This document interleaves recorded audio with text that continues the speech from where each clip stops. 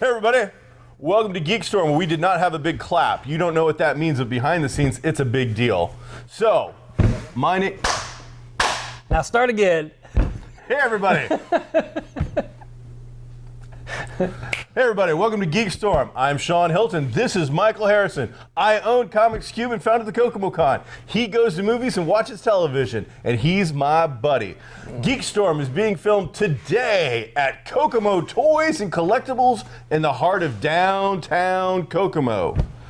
The heart and center of Geek Street. Geek Street consists of 4 stores: Comics Cubed, Goblin Games, Kokomo Toys and Collectibles, and American Dream Hi-Fi. You can locate all 4 of these fine establishments on Geek Street in the middle of the downtown Kokomo area. Mike, this week we have several topics to talk about, including some comics, a huge movie, Batman versus Superman, or Superman versus Batman. I think it's Batman versus Superman. It is. You are well read. That is going to be a heavy spoiler review. We are going to talk about a lot of details. So before we get to it, we'll give you the big, Mike will make a face, or he'll do the Soldier Boy Superman thing or something. It'll be good. You'll know about that. We've got some television stuff going on. We've got some more hypotheses about Walking Dead, things of that nature. Okay. So, Mike, first off, let's get the sad stuff out of the way. You were a much bigger fan of Gary Shandling than I was. I don't know much about him other than he was, I believe he was 66 years old, comedian, died of a massive heart attack. Right. Eulogize.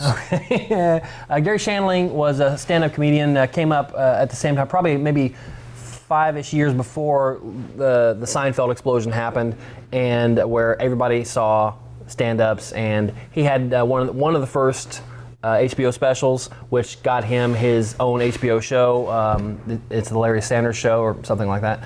And this is pre-Sopranos, pre anything that had a lot of success at HBO. So it was the first big success that made HBO think they could sink money into original programming. Was on for like 6 years, had dozens and dozens of Emmy and Golden Globe nominations and some wins as well. Very funny show. It's basically about a Tonight Show type of show where he's the star, but it's mostly, I would say, 80% background stuff. You see the show's producer and co-stars and comedy like of errors going on behind it, and his ego, wasn't it? All about his like. It was very Richard Lewis, very self-deprecating. He's not always unsure about himself. Doesn't have a lot of confidence. Doesn't think he's that great. But surrounded by very funny people. The entire cast is funny. Isn't like his sidekick on the couch the guy from Arrested Development? Yeah. There's horrible with names. That's okay. Janine Garofalo, Jeremy Piven.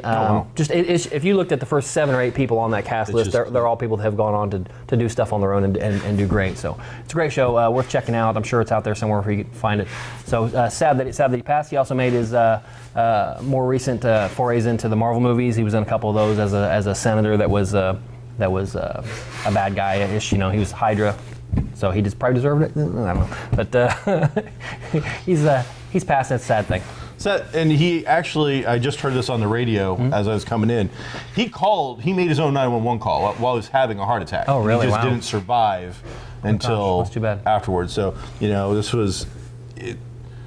I can only imagine, as you're going through your head, you're cognizant enough to make a call saying, I'm in trouble. Yeah. And the one thing that I think is good about this conversation is I'm hearing a lot of people say he was only 66.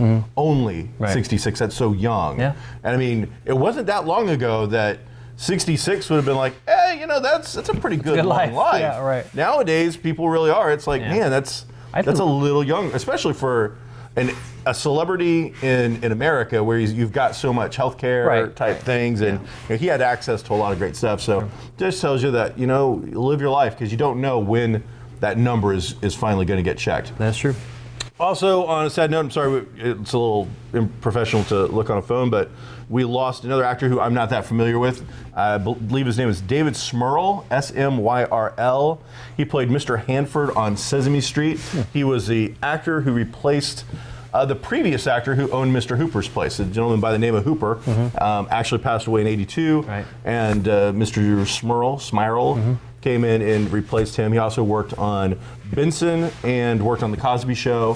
So, sorry to see any actor die. He made it to the ripe old age of 80, Wow. which I think is a little better than 66. So is. good for him.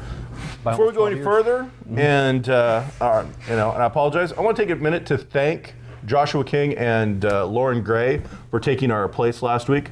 Mike had a minor medical thing in the family that he had to go and take care of. I was at C2E2 getting my geek on, living the dream. And How was C2E2? man, C2E2 was so much fun. Was it? It was a good time. Because the last few you hadn't really enjoyed that much. I've been, because it's, C2E2 is the Chicago-based convention around here. Probably the biggest convention around here, don't you think? oh, absolutely. Other than Gen Con, but biggest comic convention. And it's not just a comic convention. It's turned into, it's a massive, the C2E2 is like comics and entertainment expo. It's huge. And I mean, they had guests, John Cusack was there. D.B. Sweeney, who I'm a huge fan of, was there. I want to say Supergirl, the actress who played her, was there. So, there was comics, there was publishers there. The reason that I haven't enjoyed it as much the last couple of years has nothing to do with the con. The con is absolutely amazing. It's because it has grown to the point where the foot traffic through it is so dense that to go through it now, you've got to kind of like warrior up a little bit. You got to get ready and prepare. Now, Horror Place is a huge facility. Oh, absolutely. Have they, or do they need to go into another area to kind of alleviate that, or do you think it'll be one of those deals where people will not want to because it's a separate area? They won't want to. Dealers and whatnot won't want to be. Well, I'm over in the other room, not in the main That could be a room. problem. You don't want to separate out the crowd. You don't want to keep the sheep from the pasture. Right. You want them to graze as much as possible. They have streamlined some things I noticed. This year, to me, it felt a little smaller, and not in a bad way. It almost felt like they're cutting some fat. Last several years, there's been like a little tattoo artist area. I didn't see any tattoo artist area this time. That seemed to be gone. The artist alley seemed to be a little more streamlined, maybe a little bit narrower than I recall in the past. But guest star wise and whatnot, the guests were still absolutely amazing. The celebrity guests, if you're into that, which I didn't this year, didn't even go over to look at the zoo. Didn't see that at all. But over on the other side, you had like Brian Capullo, the artist for the current Batman run. You had Snyder, the current writer for the Batman run. Their line was so long, it was being capped. Scotty Young, who's currently the premier variant cover artist, line absolutely huge. So all of the big name current guys, the hot freshness, guys who would have been Wizard top 10 back in the day, Wizard listed, those guys were super full. But then you had classic talents like Arthur Adams, who was just sitting there twiddling their thumbs. Now this is like a living legend in the industry, guys who created big names, they've done amazing art. And just, they're not flavor of the week. So, I mean, no joke. I was able to walk up to one of my all-time favorite artists and just no line at all. Really just walk up to him and talk to Kevin McGuire from... Oh, wow. Justice League. That's how it was at one of the indie shows last year. Was there was all these YouTubers that had thousands of people in line, and Edward James Olmos sitting at a table just like this, and there was nobody there, Crickets. It's crazy. It's crazy. And that's the age of the... age and interest of whoever goes, and you can't really criticize that because it's bringing money in, which allows the show to bring in the things that we like as well. But it is definitely odd to see the shift in dynamic and how things change as we get older because we've been going for so long. I mean, when we first went, way back in like 91, 92, when you and me first met and started going to these things, Arthur Adams would have been at one of these things. It would have been a huge line to see Arthur Adams. So. Yeah, just kind of peculiar. Yeah. Had a great time. I'm glad you did. Definitely recommend it to people. And there's so much stuff in walking area. You can walk to the Chinatown, Chicago's Chinatown from that. and go and take that all in. We do every year. Your 3 miles, if you're an actual walker, and I did it. We walked to the middle of Chicago downtown, the river, the whole thing. Don't get me wrong. After 3 miles of me being out of shape and tubby, I was not happy. Did you take a cab back? I did take a cab back. That's what Chris and I did last year too. It hurt. I was like, this is a dumb idea. And then the other thing was like the next day, I know we're going to walk like 10 miles through the thing all day long. So I'm like, really? This didn't seem like a good warm up to me, but whatever. So all in all, a good time. I did pick up a few things while we're there. One of my favorite comics right now. Hey, welcome to Comic Corner. Sean Hilton. I've read comics since I was between the 1st and 2nd grade. Stephen Bryant, who's been very kind to help do some stuff for us in the past. He's done some podcast stuff when we've done that. Is the creator of Athena Voltaire. She is an Indiana Jones style aviatrix. Her big thing is she's a pilot, she's an adventurer, it's very pulp flavored, Nazis, werewolves, vampires, that whole kind of serial movie kind of shtick, high action, great art, and one of my favorites. And he's got a compendium hardcover out for like 20 bucks. $20 for this thing, Mike. It's amazing. Check that out. What else? Well, this week, an important book just dropped in Kokomo. Oh, important. Okay. G.I. Joe Deviations by Kokomo writer Paul Allor. Okay. That guy keeps busy.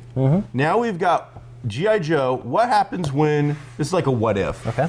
Cobra does take over the world. They finally beat G.I. Joe. We're going to find out. Because with all of their equipment and all of that, they finally win. So this is what happens when Cobra finally takes over. And again, Paul Allor, right here in Kokomo, huge supporter of Geek Street. So a good friend of the show. Want to point out that this is, I believe it's a one-shot, and gives you a good idea of what's going on. And then has a ton of stuff in the back to kind of get you in on G.I. Joe. So if you haven't been reading G.I. Joe, this is a really good one to pick up and check out. Okay. We'll talk about those a little later. Let's get into, let's get straight into Batman Superman. Okay. I want to intermix stuff. I don't want people getting all stuck with one thing. Sure. Because that's a big thing. I don't want to run out of time on that. Okay. So Zack Snyder directed. Right. 2.5 hours. Batman versus Superman. Right. We knew going into it we're getting Batman, we were getting Superman, and we're going to get a taste of Wonder Woman. And that was the cherry on top of this particular thing for me. Mike, general initial thoughts. Walking out of the theater, I thought it was watchable. I'm glad I saw it. I don't think it's going to do very well in the second week. It's not going to make as much money as they want, and I'm glad I saw it. I will see it one more time, but could have been a lot better. Not perfect by any means. I had a lot of problems with it. I went into it with a little bit of I wasn't sure. I'm a comic guy though, and I want to love everything comics. Right. And I walked out and I was disappointed. So, but I'm reading as other people aren't, and I'm like, well, okay, maybe they got something out of it. But I'm wondering if some of this isn't day after Bad Tattoo kind of a deal. You saw it, you paid for it, you invested in it. So whether it was bad or good, you want to think it's really good. Right. On the other mentality, so you don't feel duped. Yes, and the other thing is also maybe it's geek protection. We want these geek things to be successful. So there'll be more. Want them to, go on and propagate into more films, just like you said. So I think sometimes there's some of that. But then again, maybe people just got something out of it that I did not. So let's detail this bad boy out a little bit. All right, we're gonna get into spoilers now. Heavy spoilers. We're gonna tell you what happens in this movie. The plot was very convoluted to me. 1 second. All right, quick. go ahead. Batman and Superman fight. Spoiler. Movie. And cut. And fade to black. And no after credit scene. Okay, good. It was very, very choppy to me. Very convoluted. There were times in the movie in which I was actively thinking about the plot and why on earth is this happening? Why during one of the big fights at the very end, I'm thinking, okay, now I'm going back through stuff in my mind, which I shouldn't be. I should be watching and enjoying what's on the screen. I'm going through my mind going, okay, why does Lex want Superman to go after Batman? And I figured it out eventually, but it was a good 2 minutes of thought into having to think about why he wanted that to happen. And the dream sequences I didn't like at all. I don't like dream sequences, period, because I hate getting invested in a scene. Hate getting invested in what's going on, and then somebody gets shot in the head. And the main character gets shot in the head. You know that's not true. I want to interject. I agree with you completely about this dream sequence, and I want to take it further why I didn't like one of them. Okay. There's a dream sequence in the middle of the movie that we have seen the bits of the preview about, where he is dressed in like the trench coat Right, the sand. and the post-apocalypse Mad Max thing. You don't know that that's a dream sequence Right. for the entire time until it's over and he wakes up. You're like, and I'm like, I think it's a dream sequence because what's happening is so out of the realm of what was happening in the rest of the movie, but the rest of the movie, as you said, is so convoluted that it was not out of the realm of possibility in my mind that really was reality and wasn't some far-fetched crazy. And it was this, parademons are flying in the middle and scooping people up. It's he comes out of a post-apocalyptic bunker and I'm not joking, I'm a fairly intelligent individual. I actually thought, I am not so sure that is a dream sequence right this second. It was weird. Batman has and shouldn't have any kind of precognitive, any kind of psychic ability where he might dream something that might actually happen, unless they might retcon it later and say somebody with a certain kind of power was throwing that in his head to machinate events to happen a certain way. But the one with the Flash, where the Flash comes and he's telling Batman, you were right the whole time, that would have been cool if, say, somebody like Wonder Woman or somebody else that had any kind of mystical background at all would have seen that, and we might believe that might actually happen. Now, that scene, which was a cool scene, can't have happened because it was just a dude. It was just a dude who had that dream. It wasn't a vision because he doesn't have visions. He woke up from a dream. If he had been sitting in the Batcave and that happened and it went away and then we went on with the rest of the movie, it was a normal scene. Yeah, that'd have been great. They stuck that in the middle of one of his dream sequences though, so that doesn't make any sense at all to me. The thing I said about not understanding part of the plot and whatnot, it took me so long to figure out. And I think this is right. Okay, Lex is trying to get the kryptonite because he doesn't like Superman. We still have no real motivation why Lex hates Superman and wants him dead. Okay, none. From the very beginning of the movie, the whole movie revolves around pieces of the Kryptonian ships. I think it was the ships. Yeah, the world engine are made of kryptonite. Right. And so Lex somehow has figured out that kryptonite is going to kill Superman. They explained that part. Did they? How they took it got near some of Zod's cells, and it was making them more dead. I guess I don't. But he didn't have access to Zod. No, it was his scientists that did it somehow. Okay, so they find a great big piece of kryptonite, and he figures out a way to get it back. Right. This breaks down to some more problems. So my problem is going to be actually with Batman here. So where were you going with this? I want to try to keep it somewhat in order. Okay. Basically he wants to kill Superman. All right. He gets the thing. He gets the kryptonite. Batman steals the kryptonite. All right, and this is where I want to come in. Okay. Batman's a thief. Right. Lex wants the kryptonite so that he can kill Superman. Right. And actually, the logic is almost very real worldly right now. It's not that I want to kill Superman. I want to create a deterrent that if anything ever happens, which is exactly what Batman does in the comic books, by the way. Right. So Lex isn't really doing anything illegal or even wrong at this point. He goes to the government and says, listen, I want this material. He tells them what he wants to do with it as a deterrent against this absolute force of destruction. Now his real motive is he wants to kill Superman. Oh, absolutely, but he does it the right way. He does it the way he should. Yeah. Batman just wants to steal the kryptonite. Right. Flat out, doesn't want to buy it as Bruce Wayne, doesn't want to do anything. He comes out and tells Alfred, I am going to steal this so I can kill Superman. Right. I'm just like, what? So, one, Batman's just, not a common criminal, but flat out flabbergasted here. He's just a flat out thief. Secondly, the motivation for the theft is murder. Yeah. And he makes a spear. What do you do? There's only one thing you can do with a spear. That's stabby. That's it. Completely baffled at this point. Once Batman steals that kryptonite, Lex figures it's easier than trying to steal it back from the Bat. It's easier to get Superman to fight with Batman, and so he kidnaps his Now, mother. And did you get that Lex is so incredibly smart that he had set it up to be stolen from the very beginning? No. Or do you think that was just a happy accident? I didn't see that. All right. And then you just pointed this out. So then Lex kidnaps Clark Kent's mother. Right.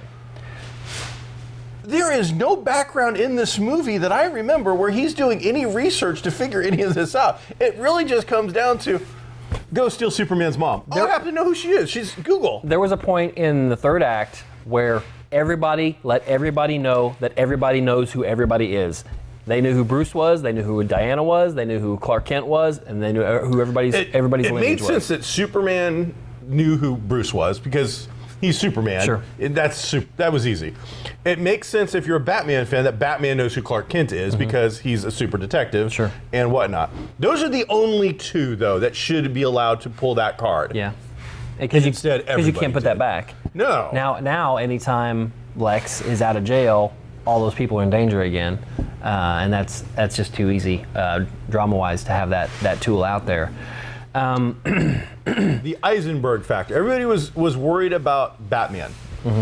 Ben Affleck as Batman was absolutely fine. He was great. If anything, he was the most humanized, best Bruce Wayne I think we have ever seen on screen ever. I think he was good. As for Batman, he wasn't the best, and I'm going to say not because of Affleck, because the Batman in this movie just sucks. He's not Batman. He's in dream sequences. His coolest stuff, his biggest fights, are in dream sequences, which don't even matter. Then when they finally put him in the Dark Knight Returns armor, which looks worse than the original Apocalypse pictures that we saw for the new X-Men Apocalypse, it just looks like a badly done cosplay of Frank Miller? Of Frank Miller, but I'm talking the actual material, like foam. Oh, yeah. You know, it doesn't look like metal. It does look like you and me could get together with somebody who really knows what they're doing and make that armor. So he's an amazing Bruce Wayne. He made you feel things. You got some of it. But overall, just a horrible Batman. I'm going to disagree with you there, and then I thought just the visual stuff was the movie's biggest selling point. I think it was Zack Snyder throwing his vision out there, and that just brings up some other stuff too. I want to say, cinematography-wise, Sure. it was one of the most beautiful movies I've seen. It's the most beautiful movie I've seen this year. I like this. I like the suit. I didn't think. All right, I hate. hated the Dark Knight suit. Okay. His Batman suit I liked, but the foam armor thing just looked like crap. Okay, people's biggest problems with Man of Steel was the incredible amount of destruction. Oh yeah. Okay, There's more. there's more in this. And they even retconned the old destruction to show more destruction. Yeah. So you spend the first 5 minutes of the movie reliving the end of Man of Steel, showing how much it was torn up. Then neither the filmmaker nor the hero learned anything, because in the second one, Mike Dukes is standing right there. I'm Superman. I want to take him out. Do I have to put him through the building behind him? No. I don't have to do that. Okay, I can get him. Okay, I'm gonna get him. I'm Superman. We don't have to go through that building. But that's what they do again in this movie. Every damn time. And then the logic breaks down. Right. The reason that Bruce Wayne / Batman hates Superman so much is because of all that destruction. Right. He brought down the Wayne building, hundreds of thousands of people are killed or whatever. Even though they say it was like 1,000 or so. Please. Okay, my biggest problem with this movie, and again, I liked it. You should probably go see it. Just don't. My biggest problem with this movie, and the biggest eye roller in this movie, was we have nearly 2 hours of Batman explaining to Alfred, explaining to the audience why he's going after Superman, why he hates Superman. This is what we are, and includes one of the best Batman lines of any movie I've ever seen, was when Alfred is talking to him in the Batcave about, you're doing all this stuff just to get to him, and he says, we're criminals. We always have been. And that's, we steal stuff. We beat people up. I work outside the law. I thought that was cool. Okay, all this stuff for 2 hours, and then your mama's name's Martha too? Oh, okay, let's be friends. That's exactly what happened. Okay, that's exactly what happened. And all of a sudden, all that goes away. Every bit of vile hatred he has towards this alien, towards this guy that could kill us all, towards protecting the Earth, is gone because your mom died and my mom died, and they're both had named the same name. Martha. Yeah, That was it. There was something. My point was that he hates Superman because of all his destruction and whatnot. Yet as soon as Doomsday shows up in an area that you're told via outside source, luckily for us, that's a deserted area. Right. He remembers that the spear that he's going to have to use to kill this guy he left in Gotham. Right. He tells Alfred, Right. "I'm going to drag him back to Gotham." Right. Okay, your whole point for hating Superman was the death and destruction caused by all the crap this alien thing did. Right. You're going to drag back now a monster which you've pretty much seen just killed Superman, survived a nuke in space, re-entry into the planet, And you're going to drag him back to Gotham. good idea. But that area where he dragged him was abandoned also. They said that in the movie. Right. After that, because it was one of those few times we're sitting together, out loud I go, "What the?" I'm like, "Are you kidding me?" And then they're like, "Luckily for us, this is an abandoned Right. Gotham seaport." It was so ridiculous in that they said it was almost like the writers go, "Hey, remember people were pissed about this. Let's put this in there." This is abandoned. They said downtown Metropolis is probably. A newscaster, somebody said downtown Metropolis is pretty much empty right now because everybody's nighttime. It's nighttime. Everybody's gone home from work, and then the dock area. Batman told I think Alfred or somebody that this is an abandoned port. Yeah. And then and there's another thing. Okay, they go back to get the spear. How does Lois Lane know that spear is going to work on will do anything to Doomsday? She has no idea that Doomsday is created from Kryptonian anything or there's just this is what we'll do. This will be Plot good. hole after plot hole after plot. So Okay. regardless of I'm downgrading to a 6.5. that's story based, and you know what? It gives you plenty of action. Yes. It gives you plenty of fight scenes. Yeah. It gives you all of that over the top stuff. My biggest disappointment, besides the fact that I think it's filled, and again, they explain some little plot, what I call plot holes, they explain away. This is an abandoned port.